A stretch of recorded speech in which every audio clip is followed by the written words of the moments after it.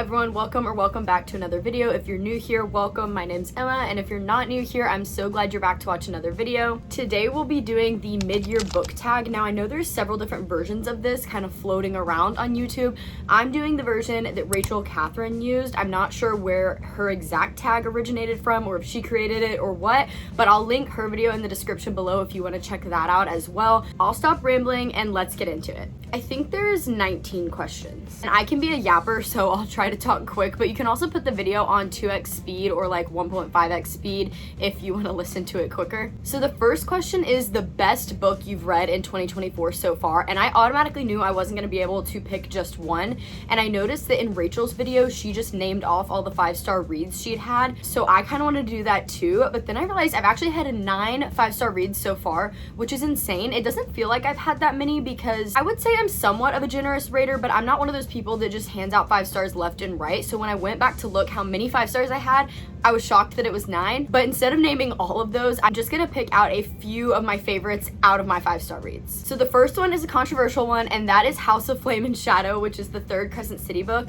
This was a super controversial book. A lot of people were let down by it. A lot of people didn't enjoy it, but personally, I still loved it, and it was a 5-star read for me. But yeah, I'm not gonna sit here and defend House of Flame and Shadow, but if you guys do want to know more about like my live reaction while reading it and kind of an explanation as to why it's still a 5-star read for me, I do have a full reading vlog up on my page right now of me getting Crescent City and reading it. That vlog does contain spoilers though, so keep that in mind if you are gonna go over and watch it. I'll link it up here somewhere so that you guys can click on it if you want. Another favorite of mine is The Serpent and the Wings of Night by Carissa Broadbent. Also Binding and Keeping 13 by Chloe Walsh. Morning Star by Pierce Brown, which is in the Red Rising series, but it's the 3rd book. That was the only one I rated 5 stars out of that series, but the series as a whole is probably like a 5-star series. I don't know if that makes any sense, but in my brain it does. And then also Just for the Summer by Abby Jimenez. That's been my most recent 5-star read, and oh, I just love it so much. Question number 2 is the best sequel you've read so far in 2024. I would have to say definitely books 2 and 3 in the Red Rising trilogy. I kind of struggled through book 1 a little bit and then absolutely adored and loved books 2 and 3. I thought they were super well done. Also, any of the Magnolia Parks Daisy Hates books in the Magnolia Parks universe, all fantastic. Loved all of those sequels. And then Keeping 13, which is the 2nd book in the Boys of Tommen series that directly follows Binding 13, and I loved Binding 13, and then I loved Keeping 13 even more, so I just really enjoyed that sequel. Question number 3 is any new releases that I haven't read yet but want to. I don't really think there were any new releases on my radar to come out this year that I haven't read yet. Honestly, can't really think of any unless you can count Taming 7, because that was a new release this year and a highly anticipated one, but I haven't even read the next 2 books in the Boys of Tommen yet, so it's not like I could have read Taming 7 until I read those, so I'm not sure if that one counts. I feel like I did pretty good about getting to the new releases quickly. Basically all of them I read as soon as they came out, at least the ones that were on my radar. Question number 4 is most anticipated release for the second half of the year, and that has to go to Reckless by Lauren Roberts. By far, it's going to be the 2nd book in the Powerless series. I read Powerless at the end of 2023, absolutely fell in love with it. I did read the novella this year and really enjoyed it, and it made me even more excited for Reckless to come out. The anticipation has been driving me crazy, so that's definitely the one I'm most excited for. So I might be forgetting some new releases coming out in the second half of the year, but I feel like most of my anticipated releases were coming out in the first half of 2024, so as of right now, Reckless is the only one that I'm like super stoked for. Question number 5 is biggest surprise, and I think this question could be interpreted 2 different ways. One way would be like a book you read that you were surprised you loved so much, and then another way could be a book where the plot itself was surprising. I kind of like the first way because I had a lot of books that I was sort of shocked that I enjoyed as much as I did, so I'm gonna kind of rapid fire name some books that I didn't necessarily think I was going to dislike. I just wasn't expecting to be like top tier favorite reads for me. Those are Binding and Keeping 13, Little Women, which was the first classic I read this year on my journey of diving into classics, The Prisoner's Throne by Holly Black, which is the 2nd book in the spin-off series of The Cruel Prince, but it's all in the Folk of Air world. It's all very confusing to explain, but the first book in that spin-off I did not absolutely love, but liked enough to continue on to the 2nd book, and I was pleasantly surprised with the 2nd book and how much I enjoyed it. And then also the Red Rising series, once again, this was one that I like knew I would probably enjoy, but I wasn't expecting to absolutely fall in love with. The next question is new favorite author, and I'm gonna have to say Chloe Walsh, Pierce Brown, Ashley Poston, and Carissa Broadbent. None of these authors are debut authors, they're just new to me authors. And I noticed that a majority of the books I've read so far in 2024 are written by authors that I already had read books from in previous years, but these 4 were all new to me this year, and I fell in love with all of their books. Chloe Walsh wrote The Boys of Tommen / Binding and Keeping 13. Pierce Brown wrote the Red Rising series. Ashley Poston wrote The 7-Year Slip, which is just a standalone book, but the writing was fantastic and I just fell in love with her storytelling. And then Carissa Broadbent wrote The Serpent and the Wings of Night, which I believe that series is actually called The Crowns of Nyaxia, and then also Daughter of No Worlds, which I believe that series is actually called The War of Lost Hearts. But I read The Crowns of Nyaxia and I'm currently partway through The War of Lost Hearts and am very much enjoying those. She's a great fantasy writer. So I'd say those 4 are my top 4 favorite new authors, even though they're not debut, just new to me. Question number 7 is new fictional crush, and I have a few. So obviously I'm gonna say Julian Haytes from the Magnolia Parks universe. If you know, you know. If you don't know, I highly urge you to get into that series and push past book 1. I know that one can be kind of hard for some people sometimes to enjoy, but once you get past book 1, like, you will just fall head over heels in love with the characters and the story, and Julian Haytes is up there for me. There's some other guys in that universe that I considered sticking on this list, but if I had to pick one out of that universe, it's obviously Julian Haytes, and the girls who get it, get it. And then I want to say Johnny Kavanaugh from Binding and Keeping 13, because I ate up the romance in that book. I am absolutely obsessed with him. I love him, but I kind of feel weird calling him a crush. Even though he's fictional, he's significantly younger than me, so that kind of feels a little bit weird, but we'll stick him on there anyway because I just adore him. And then lastly, Justin from Just for the Summer by Abby Jimenez. We love an acts of service king. He is the definition of if he wanted to, he would, and I ate up every single second of it. And I'm honestly really surprised. I thought I would have more fantasy men on this list because the majority of my all-time favorite book boyfriends and book crushes are from fantasy series, but just from the fantasies I've read this year, I wasn't like absolutely obsessed with any of the guys. Like, I really like Max and Rain, which are from Carissa Broadbent's 2 series, but I don't know, I guess I just don't really like think about them ever. But maybe we'll get some fantasy men added to that list in the second half of the year. Question number 8 is book that made you cry, and I have a couple. I actually used to cry way more in books than I do now. Like, basically any romance or any book that had even a little bit of an emotional aspect to it, it would make me cry. But now I've just read so many books that it's a little bit harder to get that emotion out of me, but I did have a few this year. The first one, and this may come as a surprise, is House of Flame and Shadow. Third Crescent City book. Like I already mentioned, controversial. A lot of people did not enjoy it. I did. And there wasn't really anything like tragic that happened to make me cry. It was more just the nostalgia of reading Sarah J Maas's book, and pretty much any of her books when it comes to the big epic conclusion at the end of the book and there's some emotional aspect, it just gets me because I almost have this like overwhelming feeling with how much I love Sarah J Maas's characters. That sounds so nerdy, but honestly it's the truth. And then Binding and Keeping 13 both made me cry. I will say please look up trigger warnings before going into them. There are some pretty heavy, serious topics going on in the main character's life, and those are the reasons that I felt emotional while reading them. Also, Magnolia Parks Into the Dark. I know a lot of people cried during Daisy Hates the Great Undoing. I did not cry in that one, surprisingly, but in Magnolia Parks Into the Dark I did cry, and it's kind of hard to explain why without giving spoilers away for the whole series. But if you've started the series or you've finished it, it's more just like, no, I can't even explain it. I was gonna try and explain it, but I literally will give spoilers. But if you've read the series, you probably get what I'm saying about that book in particular. And then the other one I cried in that I was not expecting to is Just for the Summer by Abby Jimenez. I frequently say, even though Abby Jimenez writes rom-coms, all of her books incorporate some type of more serious plot line and things going on in the characters' lives. And for me, I don't know why, but Just for the Summer, it was a very emotional read, and seeing the relationships that the two main characters built with each other and also with other people in their lives and how they dealt with that, I don't know, it just like hit me in the heart and it made me tear up a couple times. On the flip side, the next question is a book that made you happy, and this one's kind of weird to answer because I have books that made me happy just in the sense that I loved the book so much and was obsessed with it, and that always makes me happy when I find a new book that I love.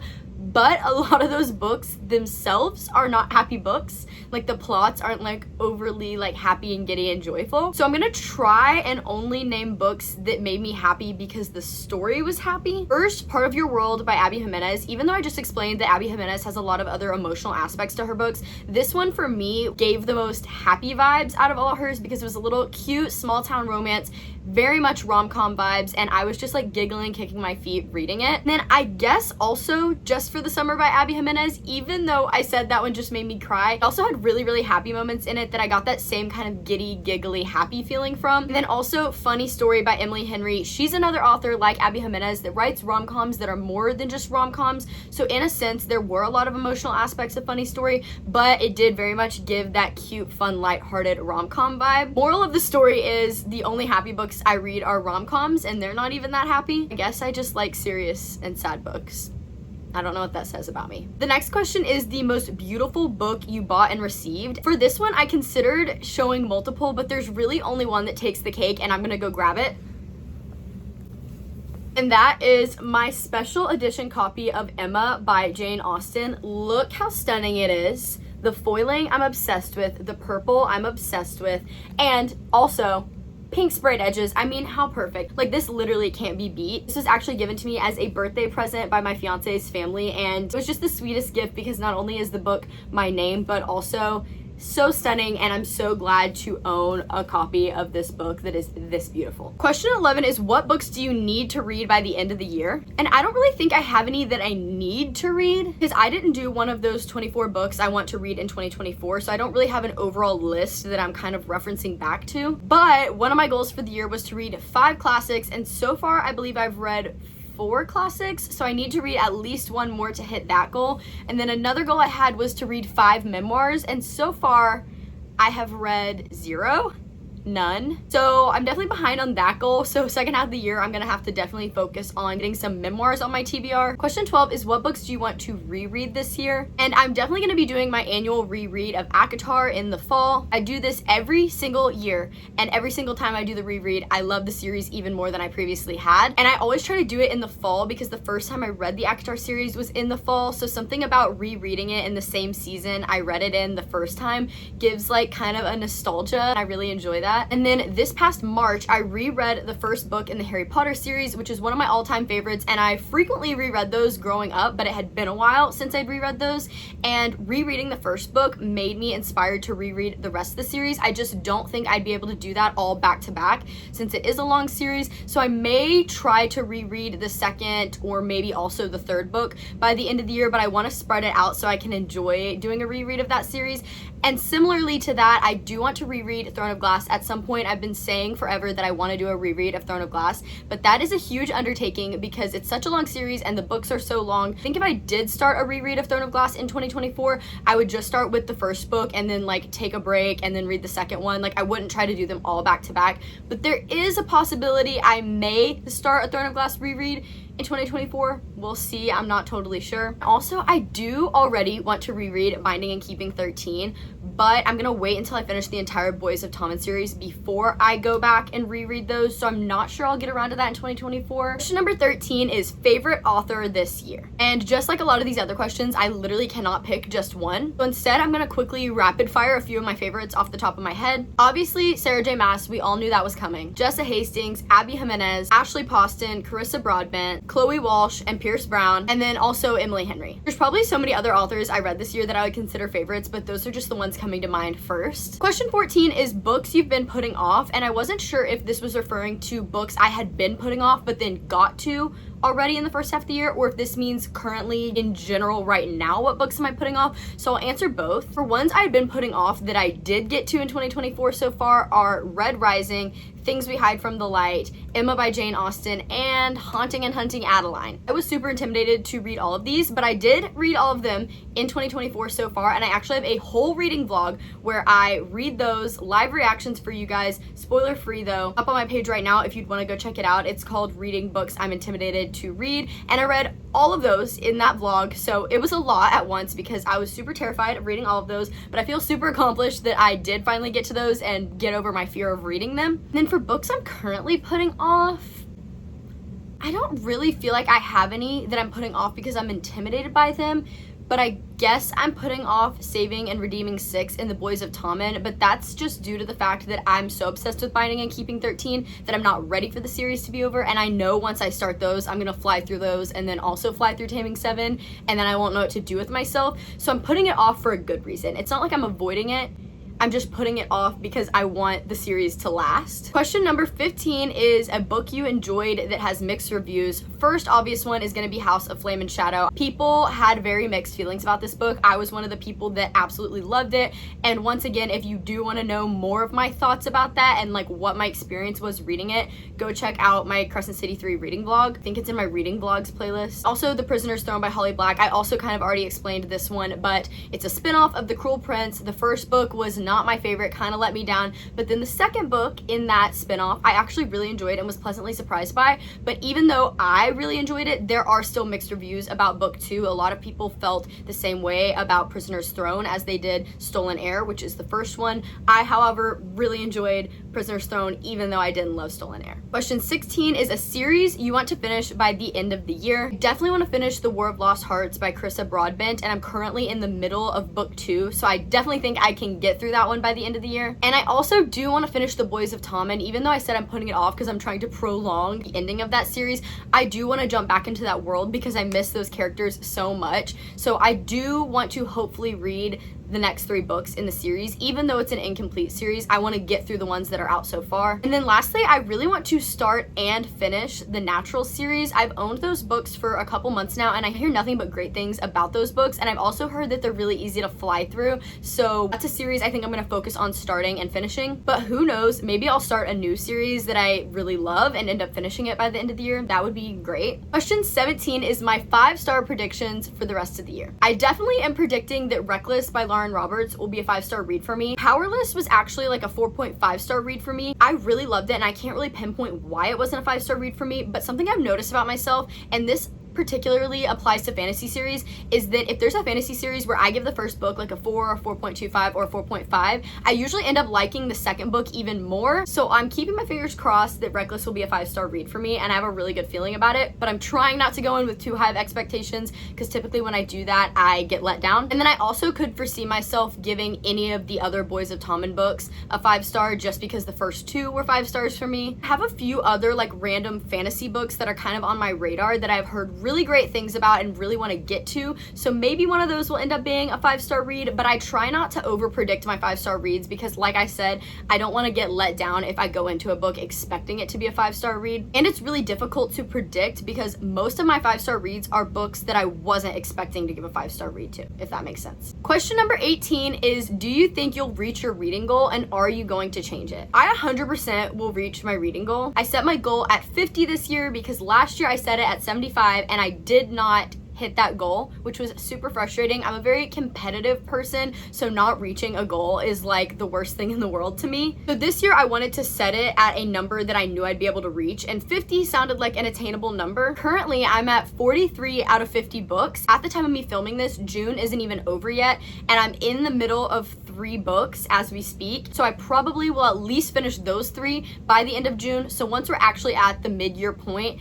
I'm predicting I'll be at around 46 or 47 out of 50, so almost already at my goal, and we still have half the year left. Since I'm almost at my goal, I considered bumping it up. I kind of like knowing that I'm gonna reach my goal no matter what, and it kind of takes off the pressure of having to hit that goal if it's halfway through the year and I already know I'm gonna hit it. And then that way, once I pass the 50, I can just still like strive to read as many books as possible, but I won't feel like this pressure of like gotta reach my reading goal. Because last year when December came around and I still had like 15 more books to hit my goal, that was stressing me out, and I don't want to stress myself out because honestly doing that puts me in a bigger reading slump than anything else. The last question for the video is, what are my new goals for the rest of 2024? My biggest goal for the second half of the year is to buy less books. I have so many books on my physical TBR that I just haven't gotten to, so I'm putting myself on a book buying ban for the foreseeable future. My only exceptions to this are if it's a highly anticipated new release that I know when I buy it I'm gonna sit down and read it right then.